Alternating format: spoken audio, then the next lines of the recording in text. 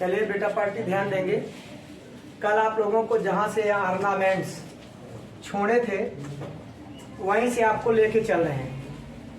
आपने कल पढ़ा कि अलंकार, अलंकार का मतलब अलमधनकार। आलम का मतलब बेटा लोग होता है ये क्या, भूषण। भूषण का मतलब अर्थात या कह दीजिए सजावट। सजावट अर्थात काव्य की सजावट को जो आकार प्रदान कर दे, अर्थात जो आभूषण प्रदान कर दे, इसलिए उसको आभूषण कल बताया था, है ना। मैंने आपको बताया कि अलंकार को कुल 3 भागों में बांटा गया और उसको जो ये बांटने उठने का कार्य किए थे, एक ऋषि थे वामन। क्या नाम था बेटा लोग? वामन। आचार्य वामन थे। इन्होंने जो अलंकार है 2 में बांटा था। अलंकार का आपने अर्थ पढ़ ही लिया, कल ही बताए कि अलंकार शब्द और अर्थ से एक विशेष प्रकार का अलग शोभा बढ़ा देता है और ये ही 2 मेन है, मुख्य है। ये भी कल बताए थे आपको। आचार्य वामन ने भी कितने माना था बेटा? 2। कितने पाठ किए थे? 2 पाठ किए थे, उन्होंने बताया। और उसके तत्पश्चात एक ऋषि, आप जानते होंगे कि ऋषि का नाम क्या है बेटा लोग? ऋषि का नाम है भरत मुनि। ऋषि नहीं कहिए, आचार्य इन्हें भी कहिए। क्या है बेटा लोग?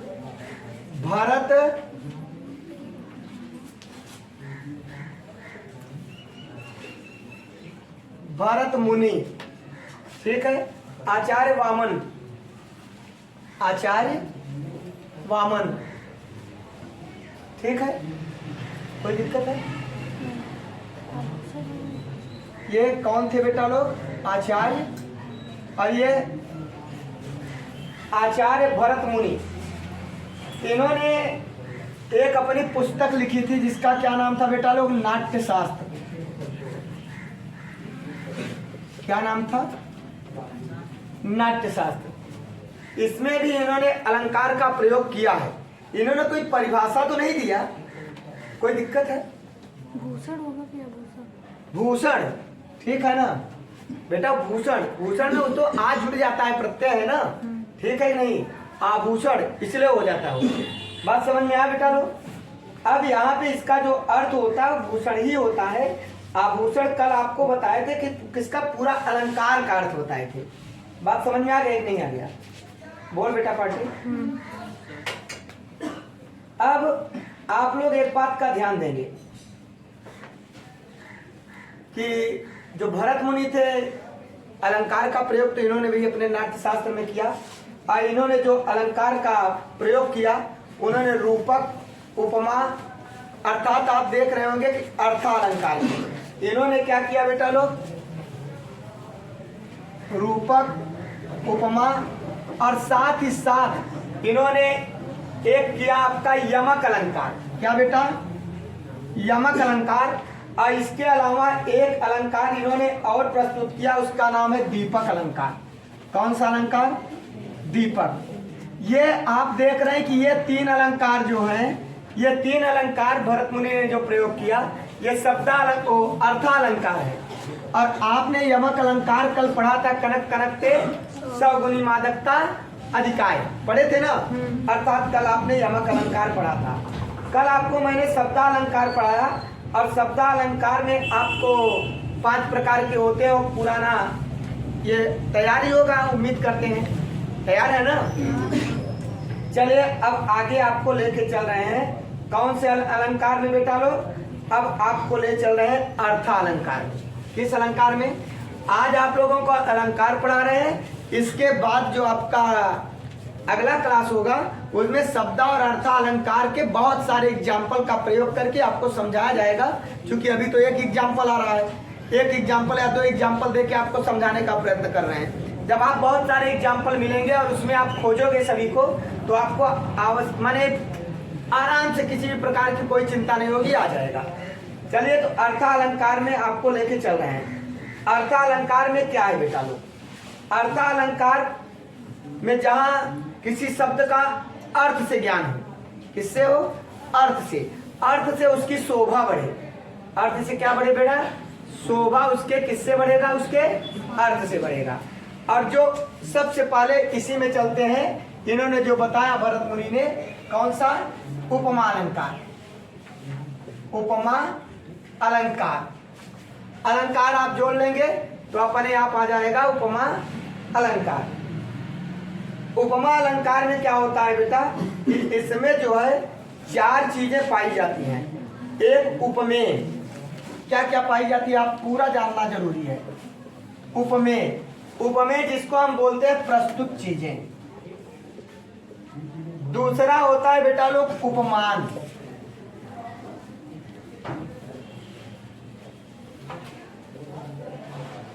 उपमान अर्थात अप्रस्तुत चीजें जिसको हम कहते हैं। अगला होता है बेटा समान धर्म। धर्म का मतलब बेटा गुण से मतलब है। समान धर्म माने समान गुण। अर्थात अगला क्या होता है बेटा? सादृश्य। सादृश्य या इसके अलावा और बेटा वाचक शब्द। सादृश्य वाचक शब्द ऐसे कर दीजिए पूरा। सादृश्य वाचक शब्द। सादृश्य वाचक शब्द को हम जाने और पहचाने किसका मतलब क्या है। क्या है सादृश्य वाचक, क्या है उपमेय, क्या है उपमान, ये जानना जरूरी है। आपको ये जानना जरूरी है कि उपमा में 4 चीजें आती हैं। ये 4 चीजों को आप पहले जान लीजिए, फिर उपमा के अंदर की बात करते हैं। उपमा माने जिसकी उपमा दी जाए। जिसकी क्या हो जाए बेटा? उपमा दी जाए उसे क्या बोलते हैं? उपमेय। और जिसके लिए उपमा दी जाए, बात समझ में आ? उसे क्या कहते हैं बेटा? जिससे देखो, जिसकी उपमा दी जाए और जिससे उपमा दी जाए। जैसे मेरे लिए मुझे कह दिया जाए कि किसी चीज से कंपैरिजन कर दिया जाए, तो मैं क्या हो गया बेटा लोग? मैं उपमेय हो गया। और जिससे कंपैरिजन किया जाएगा वो कौन हो जाएगा? अगला क्या है? उपमान। जो प्रस्तुत नहीं है, जो सम्मुख है। सम्मुख माने जैसे मैं आपके लिए कह रहा हूं कि आप चांद जैसे सुंदर हैं, तो अब यहाँ पे आप जो है, आप माने किसी का नाम ले लो। मान लो राधा चांद जैसी सुंदर है, तो राधा क्या हो गई? उपमेय, प्रस्तुत है वहां। और चांद कहीं और है, अर्थात तो क्या हो गया बेटा? उपमान है। हमारी बात समझे? और कह रहा है कि चांद जैसी क्या है? सुंदर। सुंदर माने उसका गुणधर्म है। सुंदर क्या है? गुणधर्म है। और जैसे, जैसे माने सादृश्यवाचक शब्द। जैसे वैसे, है ना? बात समझ में आया हमारी भाषा? हम क्या कर रहे हैं, चूंकि इतनी चीजें आप ना समझोगे ना तो प्रॉब्लम आएगा। समझ गए? हाँ बेटा, चलिए अब यहाँ पे आगे देखिए। यहाँ पे मैंने बताया जैसे सा, सा, सा के बाद बेटा ऐसा। क्या है? ऐसा। ऐसा के बाद जैसा। जैसा के बाद बेटा ज्यों। और ज्यों के बाद यही दे दीजिए सदृश्य। क्या बेटा? सदृश। सदृश करिए, सदृश्य नहीं, सदृश। अब इसके अलावा बेटा जैसे समान। ये सब शब्द कौन से शब्द हैं? सादृश्यवाचक शब्द हैं। जिनमें ये शब्द नजर आए, पहचानोगे कहां से? जिनमें ये शब्द नजर आए या उपमेय उपमान का आरोप हो, उसमें गुणधर्म भी नजर आए। ये जरूरी नहीं है चारों नजर आए, लेकिन ये मोस्ट इंपॉर्टेंट है। ये शब्दों को जो बच्चा याद रखेगा वो अपने आप अच्छा ही होगा। उदाहरण के लिए जैसे हिंदी में आप जानिए, फूलों सा चेहरा है मेरी माँ का, फूलों सा मेरा बच्चा है। बात समझ में आ? फूलों सा चेहरा, सा अर्थात किसी व्यक्ति के लिए। यहां देखिए कोई गायब है, किसके लिए कर रहा है? अगर मैंने कहा फूलों सा चेहरा, अर्थात वहां पे उपमेय नहीं है, उपमान दे रहा है। किसका चेहरा ये नहीं पता है, तो यहाँ पे जरूरी नहीं ये चारों आए, लेकिन ये 3 में 4 में से निश्चित ही ये शब्द अक्सर ही नजर आएगा। किसमें? उस वाक्य में। एग्जाम्पल के तौर पर आपको दूसरा देते हैं। मुख चंद्र सा सुंदर है, किसका? समझ गए ना? हाँ, मुख चंद्र सा सुंदर है। अब देखिए सा तुलना किया जा रहा है। चलिए यहाँ पे अब आप जानिए कि मुख क्या है। मुख आपका उपमेय है, प्रस्तुत है, सामने दिख रहा है, मुख नहीं दिख रहा है।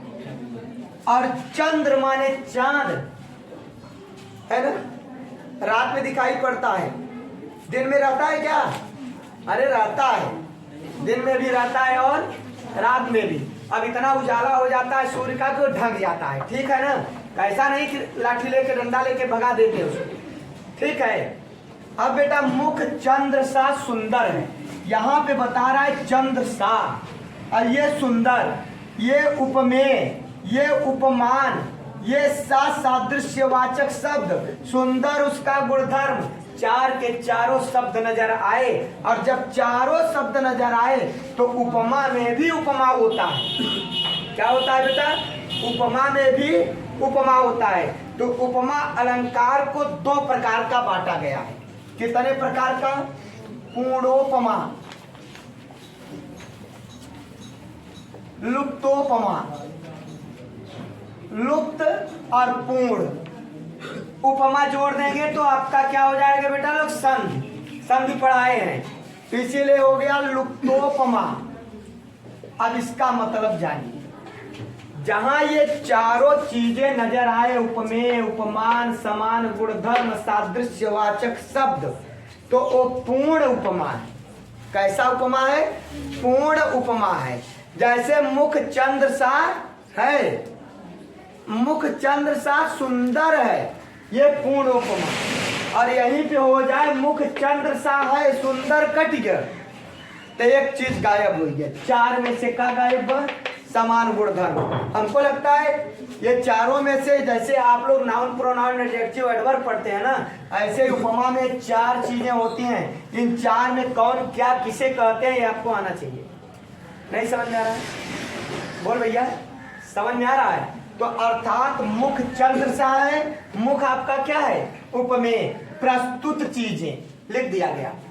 उपमान अप्रस्तुत, समान धर्म, आई मीन उसका गुण, ठीक है ना? अब ऐसा भी हो सकता है कि वह कोयले की तरह काला है, कोयले की तरह, तरह माने के सब, अब यहाँ करें इसके जैसा जो भी शब्द लगे, तरह की तरह माने वो क्या है? उसका सादृश्यवाचक शब्द। कोयले की तरह काला है, काला क्या है उसका? उसका समान गुणधर्म। वह क्या है? वह आपका क्या है? उपमेय। अब कोयला क्या है? उपमान। हमारी भाषा समझ पा रहे हो? मैं अपनी भाषा में बता रहा हूँ। बोल भैया, समझ गए? तो हमको लगता है लुप्तोपमा माने जो एक न रहे, कैन उसका मुखमंडल दूध की तरह चमक रहा है, दूध जैसा चमक रहा है उसका मुखमंडल। तो यहाँ पे उसका से छोड़िए, उसके मुखमंडल से बात करा। उसका मुखमंडल पूरा आपका क्या है? उपमान है, उपमेय है। उसका मुखमंडल दूध की तरह, दूध की तरह चमक रहा है।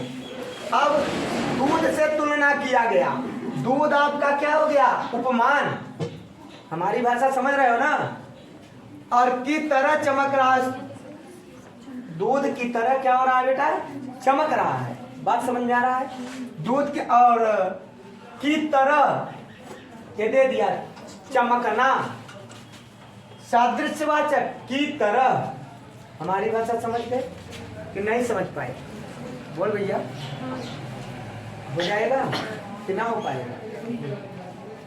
चलिए आगे लेके चलते हैं आप आपको। अब यहीं पे कह दें कि हे नाथ आपका मुखमंडल मलिन सा क्यों प्रतीत होता है? हे नाथ शब्द अलग हो गया। आपका मुखमंडल मलिन सा क्यों प्रतीत होता है? अर्थात यहाँ हे नाथ तो बातें अलग हो गया। करा आपका मुखमंडल माने ये आपका क्या हो गया? उपमेय हो गया। मलिन सा क्या हो गया? सादृश्यवाचक शब्द हो गया। मलिन सा प्रतीत हो रहा है, तो मलिन यहाँ क्या है? मलिन उसका समान गुण धर्म है, ठीक है ना? नहीं उपमान है, ठीक है। अब प्रतीत हो रहा माने जो दिखाई पड़ रहा है, वहां पे वो चीज आपको नजर, मलिन सा माने गंदा प्रतीत हो रहा है। यहाँ पे एक चीज नहीं है बेटा, उपमान नहीं है। अगर उपमान आप खोज लेंगे तो वहां गुणधर्म गायब हो जाएगा, ठीक है ना? बात समझ में आया? चलिए हम आपको लेके चल रहे हैं। हमको लगता है लुप्तोपमा में एकदम फिर से समझ ले जा बेटा पार्टी। मुख चंद्र सा है, सुंदर गायब, तो अर्थात लुप्तोपमा। अब पूरा दिया है तो पूर्णोपमा। हमको लगता है पूर्णोपमा और लुप्तोपमा आपको आराम से आ गया। आई मीन उपमा आपका आराम से आ गया, समझ में आया? चले आगे, चलिए आगे लेके चलते हैं इसको। अब हम उपमा आपको, जिसको जो भी बच्चे हैं उसको समझ लें, लिख लें, और आशा करते हैं लिख चुके हैं। इसको आप साफ कर दे रहे हैं क्योंकि जिससे अस्थायी रूप से आपको पढ़ाया जा सके। आगे चलते हैं। अगला आपका है बेटा प्रतीप अलंकार।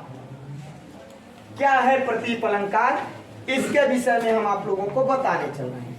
यह उपमा का उल्टा होता है, यह उपमा का उल्टा होता है। इसका मतलब क्या है? जैसे चांद राधा के चेहरे जैसा दिखता है। बात समझ में आया? चांद राधा के चेहरे जैसा दिखता है। शेर मेरे जैसा बाहुबली है, मेरे जैसा। मैं अपनी तुलना उससे कर दे रहा हूं, जस्ट अपोजिट। उपमा का उल्टा, किसका उल्टा? उपमा का उल्टा। एग्जाम्पल, चंद्र मुख सा है,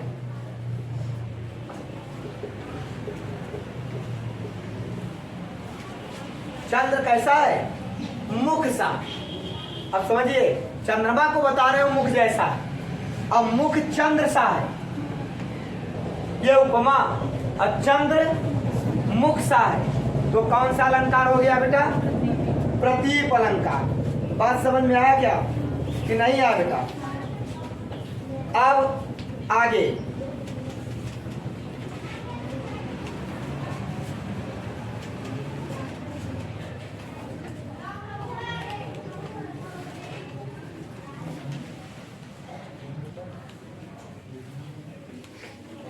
उपमेयोपमा, इसको अभी कर लेंगे ना। इसी में बेटा अगला अलंकार उपमेयोपमा। यहां जो दोनों हो, उपमा प्लस प्रतीप, कौन हो बेटा? उपमा प्लस प्रतीप। चंद्र मुख सा है और मुख चंद्र सा है। बात समझ में आया? जहां दोनों अलंकार मिले, एक तो चंद्र मुख सा है और मुख चंद्र सा है। जहां उपमा और प्रतीप अलंकार दोनों मिल जाएं, ऐसे अलंकार को उपमेयोपमा कहते हैं। उपमेयोपमा अलंकार के नाम से जाना जाता है। आ रहा है? बोलिए, समझ में आ रहा है? चलिए अब आगे आपको लेके चल रहे हैं। एक अलंकार बेटा, आपको ये चीज आपने देखा होगा कि मैंने जब अर्था अलंकार, ये सब क्या बता रहा हूं बेटा? कौन अलंकार? अर्था अलंकार। शब्दालंकार तो पहले ही बता दिए, अर्थात वह वाक्य जिसमें अर्थ से उसकी शोभा बढ़ जाए। शब्द के काहे से, अर्थ से उसकी शोभा बढ़े, उसे हम लोग क्या कहते हैं बेटा लोग, अर्थालंकार कहते हैं। चलिए अब इसमें आप लोगों को अलंकार में एक ले चल रहे हैं बेटा, संदेह अलंकार। कौन अलंकार, संदेह। अर्थालंकार में अलंकार बहुत प्रकार के होते हैं, विभिन्न प्रकार के होते हैं, कोई निश्चित अलंकारों की संख्या नहीं है, और ना ऐसा कभी एग्जाम में आया है ना आ रहा है। सुनाई पड़ा, आया भी नहीं थे और आ भी नहीं रहा है, ठीक है ना। इसलिए आप लोग ये, लेकिन शब्दालंकार कितने प्रकार के होते हैं, 5 प्रकार के, ये निश्चित था। आप लोगों को याद है कि नहीं याद है, बताए थे अनुप्रास अलंकार, अनुप्रास के बाद दूसरा क्या बताए थे बेटा लोग, उपमा अलंकार, उपमा के बाद श्लेष अलंकार, श्लेष के बाद आपको वक्रोक्ति अलंकार, और उसके बाद विवक्षा अलंकार। 5 अलंकार आपको बताए थे, ठीक है ना। उपमा बोल दिए क्या हम, यमक बोलना चाहिए, यमक अलंकार, ठीक है। फिर से सुन लीजिए, क्या बेटा, अनुप्रास, यमक, श्लेष, वक्रोक्ति, विवक्षा। आई ओके, ये 5 प्रकार के थे। उसके बाद जितने अलंकार आ रहे हैं वो कौन से अलंकार हैं, अर्थालंकार। आई ओके, चलिए अब आपको लेके चलते हैं बेटा संदेह अलंकार। संदेह अलंकार, अलंकार सब में जोड़ देंगे। संदेह अलंकार क्या है, जिसमें उपमेय में उपमान का संदेह हो, उपमेय में उपमान का संदेह हो, या मुख है या चंद्र है। जैसे एग्जाम्पल के तौर पर क्या है बेटा, यह मुख है या चंद्र है। देखिए मुख माने उपमेय, उपमेय में उपमान जैसा, या मुख है या चंद्र है, या अब उपमेय में जब उपमान जैसा प्रतीत होने लगे, आई मीन शक, आई मीन क्या होता है, सारी बीच नारी है कि नारी बीच सारी, ठीक है ना। आई मीन बेटा जहां पे क्या होता है कि एक उपमेय में ही उपमान नजर आने लगे, ऐसे स्थानों पे हम कौन से अलंकार कहते हैं बेटा लोग, संदेह अलंकार कहते हैं। चलिए हमको लगता है संदेह अलंकार समझ गए। अब एक अलंकार आपका होता है बेटा लोग उत्प्रेक्षा अलंकार।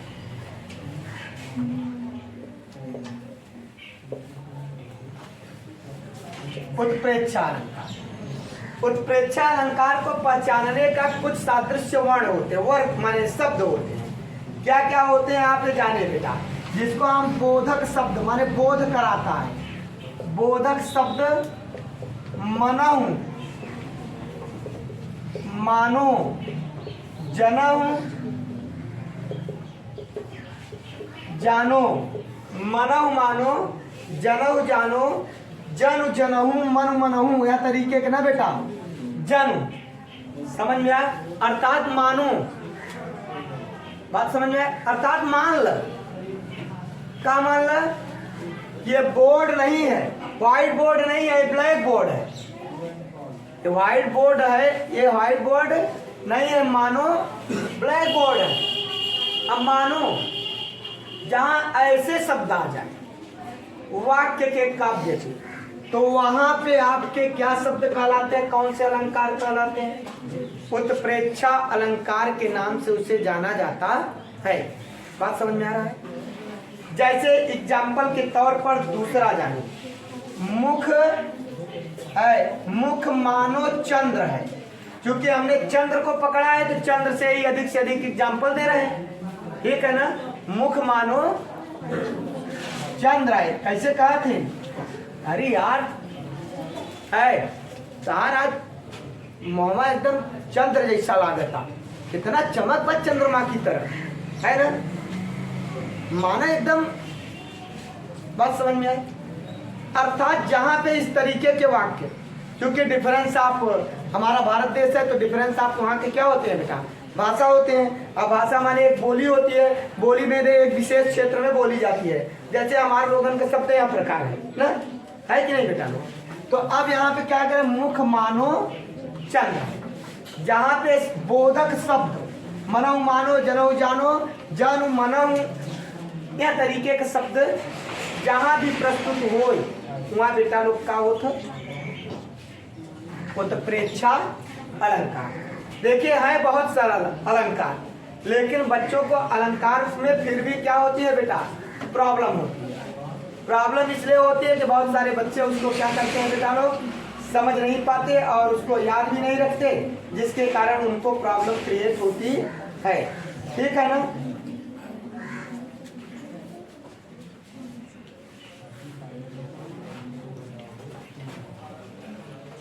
चलिए अब एक अलंकार आपसे अब पूछेंगे, थोड़ा सा जितना पढ़ा है उसमें से। ये समझ गए ना।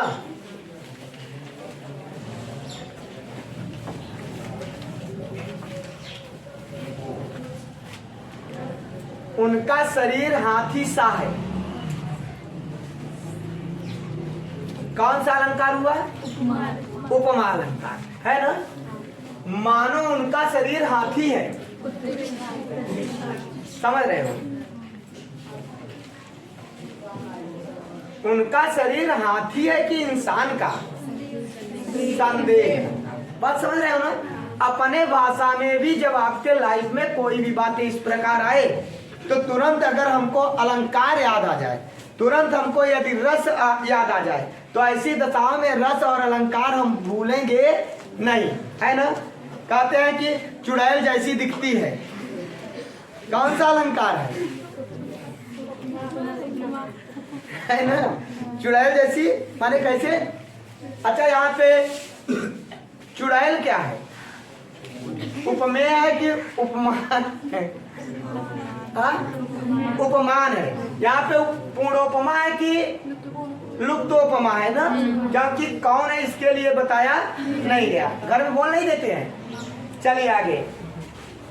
और एक बात का ध्यान रखिएगा, ये सब जो जैसे मम्मी वगैरह के पास खड़े रहे आप लोग, तो मम्मी के पास आप जाएं और कोई भी चीज़ें बोलें तो मम्मी घर की हिटलर होती हैं, पता है नहीं।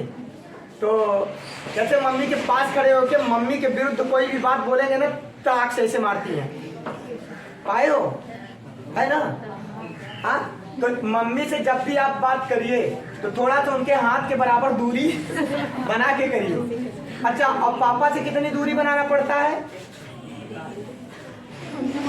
पापा से कोई दूरी माने ज्यादा नहीं हो सकता, है ना। तो इसलिए आप लोग क्या करें बेटा लोग, पापा और मम्मी के लिए क्या करें, पढ़ें। और घर के हिटलर कौन होती है? मम्मी होती हैं। आप पापा तो एक बार संकोच कर, एक बार समझाते हैं, 2 बार समझाते हैं, 3 बार समझाते हैं, चौथे बार पूरा सूद ब्याज सहित क्या करते हैं, आपको वापस कर देते हैं। अब मारने के बाद कैसे बोलते हैं, बेटा समझाता इतना सुनते नहीं, होता है ना। अब इसके बाद कभी मत करना। और मम्मी क्या होती, प्राक से मारने के बाद कोई समझौता नहीं। चलिए आगे। अब बेटा लोग अगला अलंकार आपका रूपक अलंकार। रूपक समझ रहे हो ना यार, एकदम रूपवई। रूपक का मतलब सेम टू सेम, उपमेय में उपमान का आरोप हो, वो भी निषेध रहित, किसी भी प्रकार का निषेध ना हो। आए दिन मुख चंद्र है, क्या है? मुख चंद्र है। मुख क्या है? चंद्र है। इसमें क्या है? निषेध रहित है।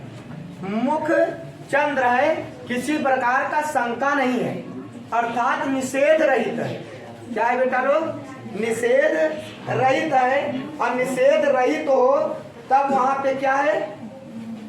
निषेध रहित है तब क्या है बेटा? रूपक। अब यहीं पे एक अलंकार और पढ़ लो, अब व्यूत अलंकार।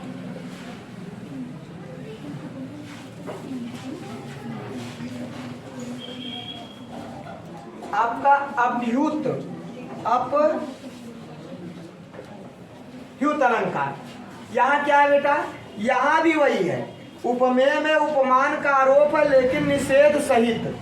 यहाँ पे क्या था बेटा? उपमेय में उपमान का आरोप, उपमेय में उपमान का आरोप हो, वो भी क्या?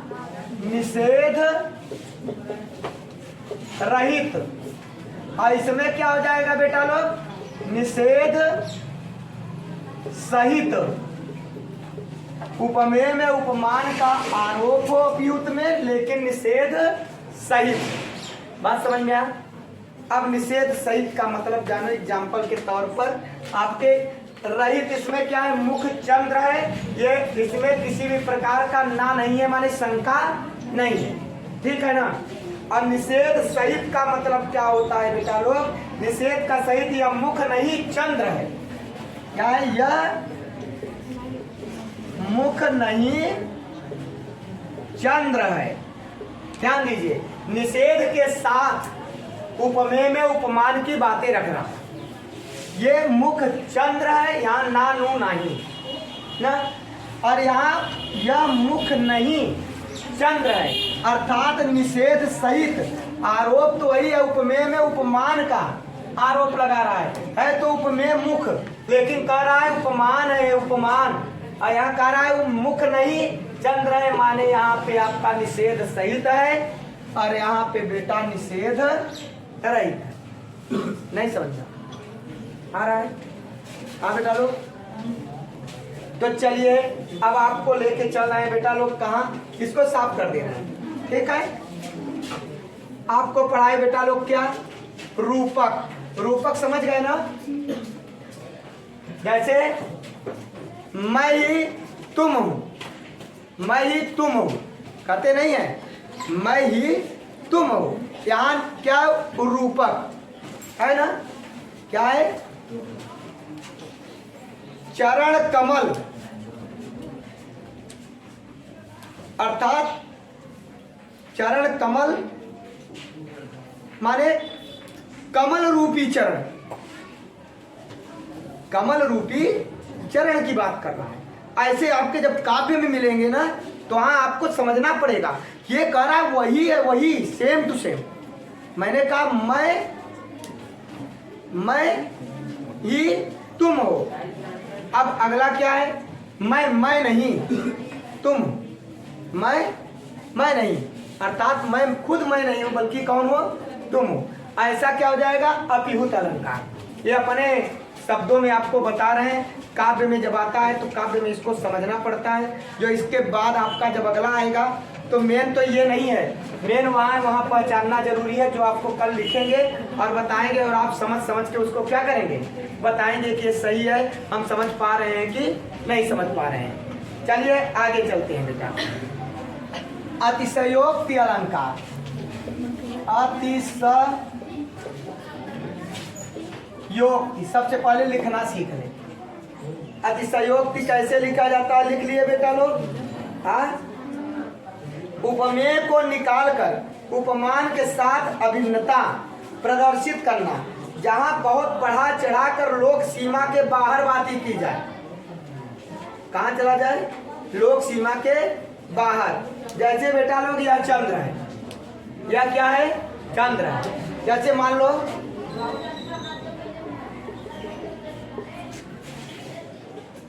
यह सूर्य है, ओरिजिनल सूर्य है, ओरिजिनल सूर्य। ऐसी बात है, तब क्या हो गया? लोक सीमा के कहां चले गए? बाहर। यह सूर्य है? नहीं है। कहता है यह चंद्र है, यह चंद्र हो सकता है? नहीं, चंद्र वो है जो ऊपर है। ऊपर का मतलब ऊपर सबके सब अंतरिक्ष में ही है, हम भी चंद्रमा से ऊपर ही हैं, ये तो पता है ना भाई। एक बच्चे ने क्या कहा कि सर ये बताइए कि जैसे पृथ्वी के अंदर अगर हम चले जाएं अंदर, तो वहां भी आदमी हुई ही।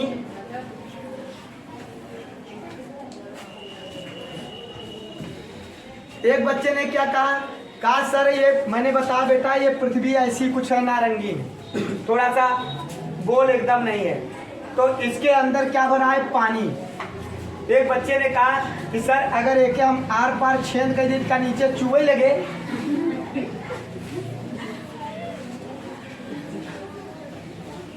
उसको भी साइंस में उसको बताना पड़ा बेटा लोग, जियोग्राफी के माध्यम से, कि यहाँ पे कोई भी चीज अगर आप चले जाओगे तो आप तैरने लगोगे। और पहली बात, ऐसी कोई यंत्र नहीं बना जो पृथ्वी को आर पार कर सके। सुनाई पड़ा? अर्थात बच्चों के मन में जिज्ञासा होनी चाहिए, और जिज्ञासा में बहुत सारी जिज्ञासा हो जाता है। जैसे एक बच्चे से कहा जब भी मन में कोई जिज्ञासा हो तो पूछो, तो बच्चे ने क्या कहा, सर बटन को खोज के कह रहा।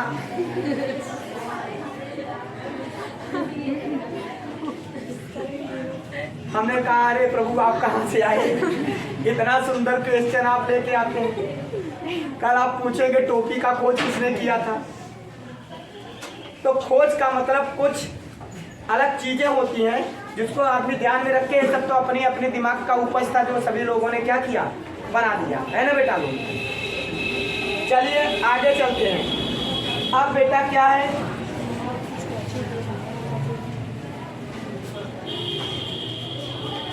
उल्लेख। उल्लेख अलंकार, अधिक से अधिक अलंकार आपको पढ़ा दे रहे हैं। उल्लेख अलंकार, उल्लेख, छोटे बच्चे हैं आए तो नहीं। उल्लेख अलंकार, उल्लेख अलंकार में माने उसका उल्लेख किया जाए। जैसे एग्जाम्पल के तौर पर उसके मुख को कोई कमल कोई चंद्र कहता है, उसके मुख को कोई कमल कोई चंद्र कहता है। मेरी राइटिंग काफी अच्छी है ना, समझ में तो आ ही रहा है। और वह राइटिंग अच्छी होती है जो आपके समझ में आए। उसके मुख को कोई कमल कहता है, उल्लेख कर रहा है, उल्लेख, उसके मुख का उल्लेख हो रहा है। कोई कमल कहता है तो कोई चंद्र कहता है, कोई हो सकता है कुछ और कहता हो, है कि नहीं। अर्थात जब किसी एक व्यक्ति के मुख को कई प्रकार से वर्णन किया जाए, आई भी कई प्रकार से उल्लेख किया जाए तो उसे क्या कहा जाता है बेटा लोग, उल्लेख अलंकार के नाम से जाना जाता है। अब बेटा भ्रांतिमान, कौन सा बेटा, भ्रांतिमान। अभी अभी आपने अतिशयोक्त अलंकार पढ़ा। अतिशयोक्त अलंकार में क्या है, यह चंद्र है ना बेटा, क्या था, यह चंद्र है। अब भ्रांत, और आपने पढ़ा था संदेह अलंकार में, यह मुख है या चंद्र है। अब दोनों में अंतर देते हैं। संदेह और भ्रांतिमान में क्या है, भ्रांतिमान में भ्रांतिमान पदे, भ्रांतिमान अलंकार। यहाँ पे बेटा सादृश्यता के कारण, जैसे एग्जाम्पल के तौर पर बालू है ना, बालू, बालू में जब मरीचिका उत्पन्न होता है, क्या उत्पन्न होता है बेटा, मरीचिका। आई में जब बहुत ज़्यादा ताप होता है तो ताप होने से बालू क्या होता है बेटा, बालू में एक तपन निकलने लगता है। ये साइंस है आपका। और ऐसा लगता है जैसे वहाँ जल बह रहा है, पानी जैसा दिखाई पड़ने लगता है, पानी जैसा, क्योंकि उसकी सादृश्यता, उसके टेम्परेचर जो सादृश्य माने गुण है, उसके सादृश्यता माने जो उसके दिखाई पड़ने का तरीका पानी जैसा दिखाई देने लगता है। और जब पानी जैसा दिखाई देने लगता है तब वहाँ भ्रांति हो जाता है। जैसे गर्मी के मौसम में, गर्मी के मौसम में क्या होता है बेटा लोग, रे जानते हैं ना। जैसे ये आप लोगों का जब बिल्कुल पृथ्वी सूख जाती है, जहाँ पानी कम बरसता है और उसकी सफ़ेद मिट्टी होती है, तो जब सफ़ेद मिट्टी होती है और वहाँ पे गड्ढा वड्ढा है या किसी तरीके से फिर रही है, तो जब उजाले रात में, पूर्णिमा वाले रात में हम लोग वहाँ जाते हैं या चंद्रमा बहुत ज़्यादा चमक रहा है, तो ऐसी दशा में दूर से दिखाई पड़ता है जैसे पानी दिखाई पड़ रहा होता है, तालाब है वो, वहाँ पानी भरा है। और जब वहाँ पे नज़दीक पहुँचते हैं तो मालूम होता है कि वहाँ पानी नहीं है। बात समझ में आया ना। तो कभी भी अगर आप लोग कोई कार्य पानी ढूंढ रहे हैं और मान लीजिए रात में आप कहीं फंसे हैं, अचानक आपको पानी की ज़रूरत पड़ गई और आप पानी ढूंढते ढूंढते कहाँ चले गए, कहाँ चले गए, आप पानी ढूंढते ढूंढते ऐसे फील्ड में पहुँच गए और पानी देख के आप बहुत खुश मत होइएगा कि बाद में आपको दुख झेलना पड़े। आप जाके पहले चेक कर लो कि वो पानी है कि नहीं है, तब आप उसके बाद अगर है तब ठीक है, अगर नहीं है तो पानी को चेक करने के बाद ही कार्य करिए। ये क्या हो जाता है, भ्रांत, क्या हो जाता है, भ्रांत। किसके कारण, सादृश्यता के कारण। और संदेह क्या है, या मुख है या चंद्र है, या मुख है या संदेह हो जाता है। संदेह अलग चीज है क्योंकि उसमें मुख ही दिखाई पड़ रहा है और उनको चंद्र जैसा संदेह कर रहे हैं। लेकिन भ्रांतिमान में जैसे एग्जाम्पल के तौर पर और जानिए बेटा, एग्जाम्पल के तौर पर क्या है, भ्रांतिमान में जैसे आपको कह रहा है फिरत धरत नूतन पथिक चले चकित चित भाग फूल्यो देख पलाश बन। पलाश का पुष्प है जंगल में, बात समझ में आया? किसका पुष्प है?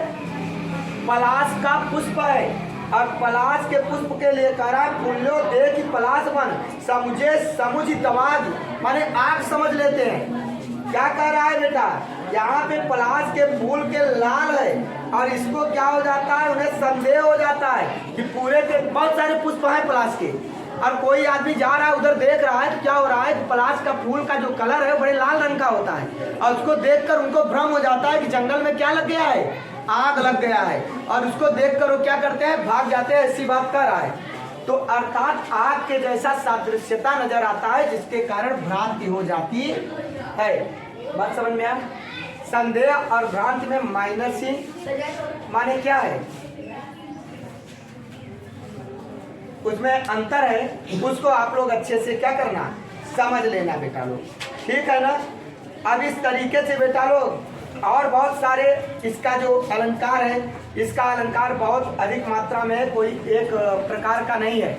और आपके कोर्स का जितनी मुख्य बातें थी, विशेषतर आप लोगों के कोर्स का, उसको मैंने क्या किया,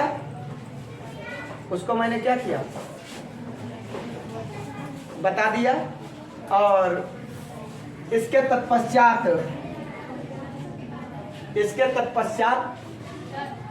आप लोग ध्यान, आप लोगों का फिर से बता रहे हैं, कोर्स का जितना भी माने था मुख्यतः हमको लगता है आपको समझ में आ गया होगा। और इसके तत्पश्चात आप लोगों के लिए जो इस सबके एग्जाम्पल अधिक मात्रा में है, मैंने आपको बताया कि भरत मुनि ने कितने अलंकार का प्रयोग किया है अपने नाट्य शास्त्र में बेटा, 4।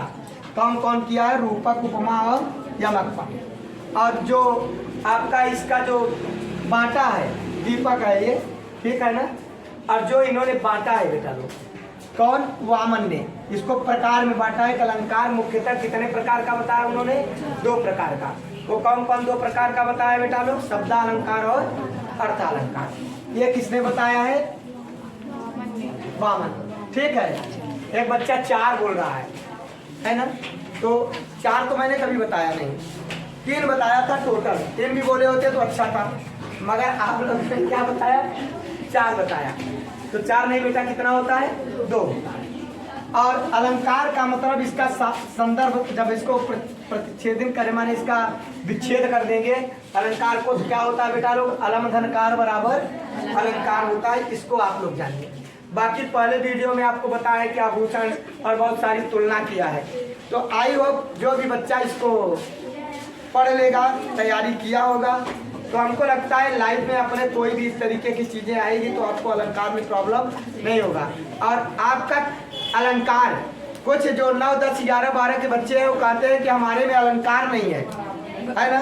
तो आपको बताऊं बेटा, जब काव्य सौंदर्य लिखते हैं तो उसमें कौन सा अलंकार है आपको लिखना पड़ता है, कौन सा रस है आपको लिखना पड़ता है। इसलिए कोई भी ये ना कहे कि मेरे में ये कोर्स में नहीं है। आपका संपूर्ण ग्रामर, हिंदी का ग्रामर उतना इम्पोर्टेंट है जितना आपका किताब नहीं।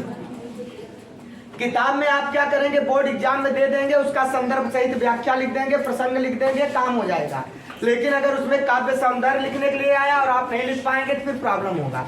उसके अर्थ को भी लिखने के लिए ग्रामर की जरूरत पड़ती है। बात समझ में आया बेटा? तो इसलिए सबके सब इसको अच्छे से क्या करें, तैयार कर लें। बोर्ड एग्जाम भी आ रहा है और जो कंपटीशन वाले बच्चे हैं वो कंपटीशन वाले क्या करेंगे, कंपटीशन वाले बच्चे इसको तैयार कर ले, क्योंकि अब जो भी एग्जाम आने वाले हैं वहाँ पे संपूर्ण ग्रामर आने वाला है। ठीक है, और धन्यवाद।